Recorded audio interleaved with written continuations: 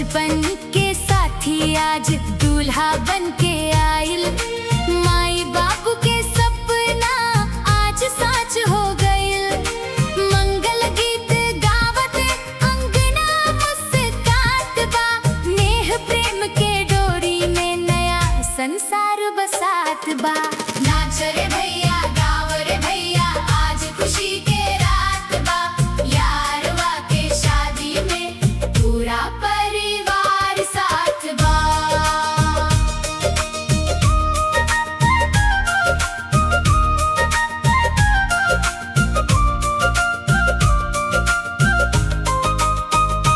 साजन सजनी के जोड़ी लागे चांद सितारा। सुख समृद्धि बरसे उनकर होखे जग उजियारा। आशीष देत बुजुर्ग सब हंसे नन्हकन लइका। प्रेम मोहब्बत से भर जाव ई जीवन के डगर